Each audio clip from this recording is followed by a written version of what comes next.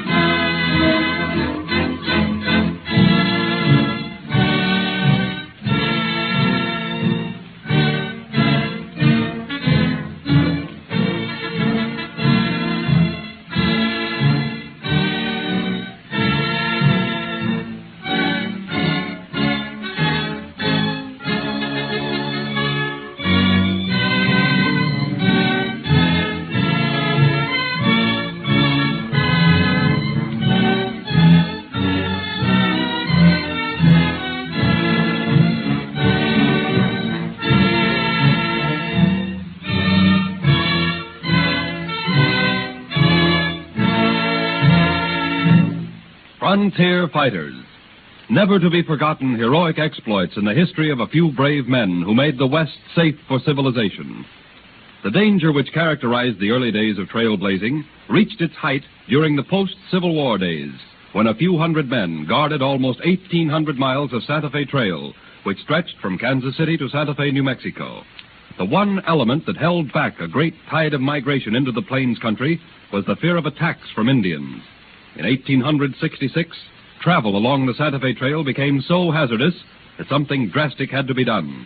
At the headquarters of General Winfield Scott Hancock, in command of the Army of the Missouri, an old friend says to him, "Winfield, I tell you, if something isn't done to stop these marauding, scalping red devils, the plains will never be made safe for civilization." Well, I hate to take up the march again. I thought our Indian agents for the Comanches, Kiowas, Cheyennes, Arapahoes, and Apaches had solved the question. There will always be a question, General, until every last man of those bloodthirsty savages is wiped out. The red man has his rights, too, my friend.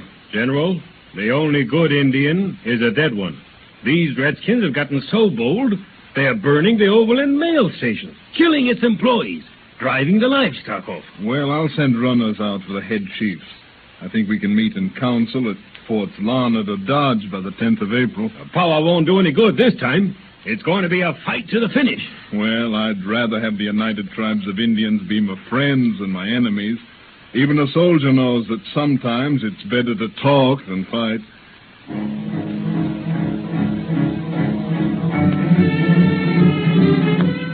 Fort Larned, April 14th, 30 miles from the encampment of the Sioux and the Cheyennes.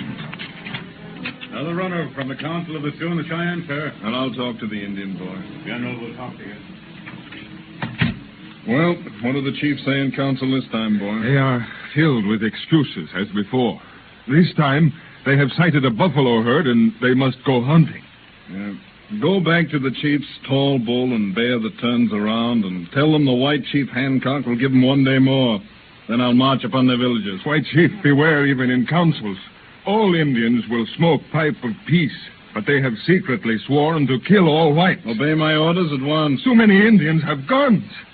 Today, White Chief, the sun was red with blood of my white brothers that is to be shed. The shadow of that blood-red sun covered the plains. It is a warning from the Great Spirit. I have spoken in love and friendship. I yet have hopes of smoking the pipe of peace with my brothers, the Indians. With all except Santanta of the Kiowas. Of him beware. By day he will talk brotherly love with you, and at night steal in and scalp you. All the chiefs were finally brought together in a council at Fort Dodge, where the Santa Fe crossed the Arkansas. Now that we have smoked the pipe of peace with our white brothers, Chief Santanta of Kiowas will address the White Chief, General Hancock. To the orations of Little Raven, Yellow Bear, and Kicking Bird, I can say that in my heart there is only love and friendship for my white brothers. There is place enough in this land over which the Great Spirit rules for all. Those of our tribes who have brought harm to the whites are not known to us. They are renegades, and they do not sit with us in our councils. Santanta's heart bleeds for all things that are injured, even when he finds a switch along the trail that some white man has torn up out of the ground. Never can that switch become a tree. I promise my white brothers my friendship, and I will forever with them smoke the pipe of peace. I have spoken. Beware of the lying of Santanta, White Chief. I think, General, the old boy means business. I'm for giving him a present, a fine one, this uniform coat, sash, and hat of a major general. His words have a ring to them. All right, give him the present. I'll trust him for now. But to be on the safe side, I'll leave a few soldiers along the Santa Fe Trail.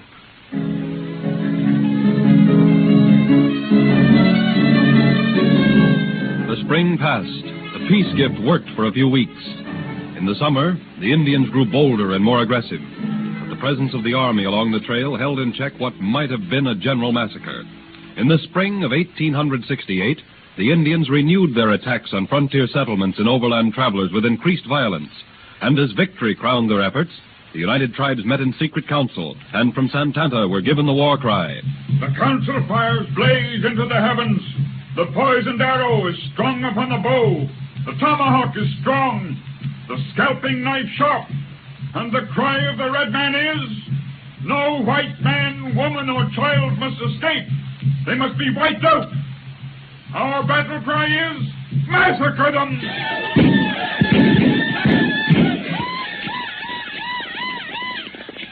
Came the summer of 1868, a terrible summer that was filled with murders and scalping. Horror-stricken immigrants turned back by the hundreds, and for the moment the tide of immigration stopped.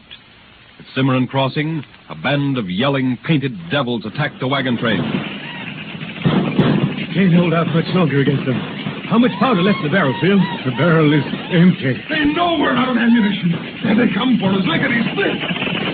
How many of our body those Comanches pick off? 14. It's just the three of us left now. We're goners. But we'll die with our boots on. Give them what we got in our revolvers, men. And give it to them good.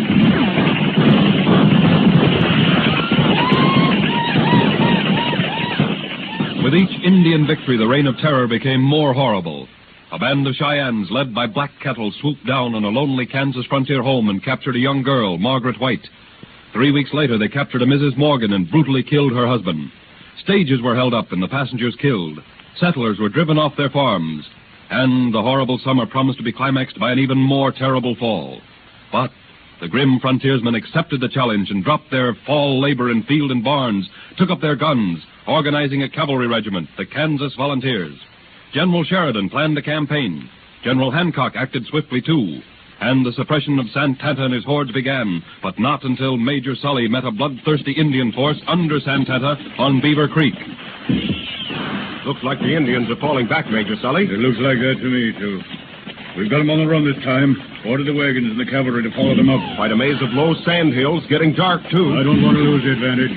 If we catch up on Santana and take him prisoner, we've got the Indian uprising under control. Give the order to go ahead. Yes, sir.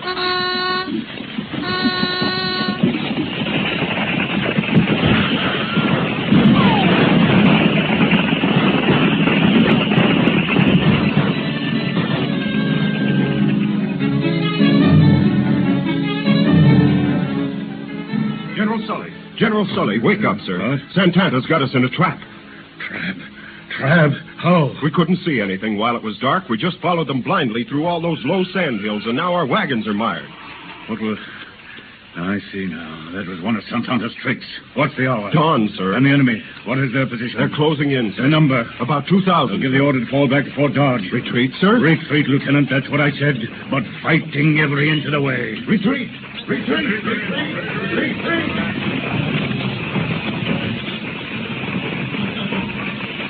Lieutenant, can we move those ammunition wagons? 2 of them, sir. Very well. Men, make every shot count. We've not one bullet to spare. If we can make Fort Dodge, we're saved.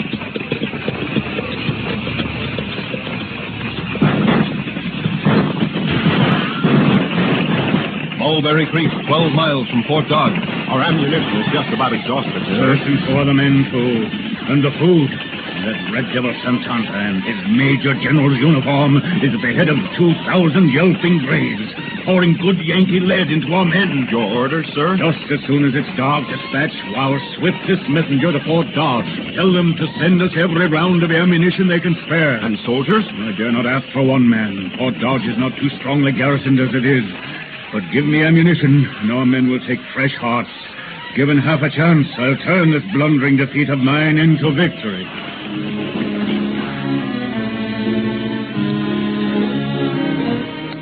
Under cover of night, the messenger sped through 12 miles of the most hostile country known to any human being. And before another morning dawned, that precious ammunition was in the hands of Major Sully. Soldiers who had not slept in nearly 4 days, worn out with anxiety and fatigue. Soldiers who suffered from thirst and hunger suddenly forgot every hardship in the joy of being able to fill their carbines and rifles and give battle to a sneering, murderous, mocking redskin, Santanta. Awaiting your orders, sir. What do you think would happen if I give the order to charge the enemy? The men are pretty worn, sir. Horses haven't been bedded or properly fed in almost a week. I wonder if the thought of victory, the thought of thousands of settlers being saved, the stream of immigrants moving over the Santa Fe Trail again, a normal return of mail and passengers to the plains. I wonder, doing all this would be food and drink to the men. It would be life to them. They'll do their duty, sir. They'll do their duty and love it, or I don't know my men. All right, Lieutenant. Mount with me. Ammunition, son! Ammunition! Load your carbine! Load your back! Now we'll show those reds, Jim! I wonder how they like the taste of Fort Dodge. I'm going to get 2 engines with 1 bullet this time. Major, there's your answer. Indians know there's something up. Major, spend hand and get ready to charge. We'll be in for it this time. Bugler, sound the call to mount. Yes, sir.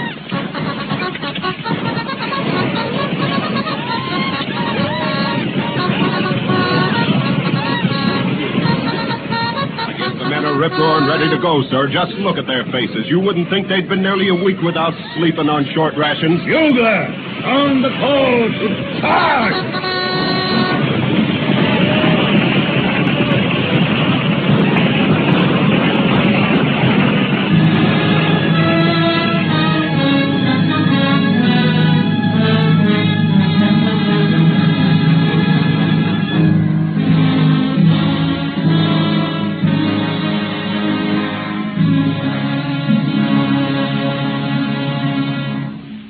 Major Sully, with the aid of his sturdy Indian fighters, did indeed turn a dismal defeat into a glorious victory.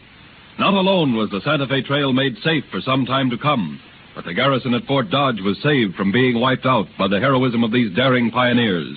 Pioneers who left their mark on the pages of history as frontier fighters.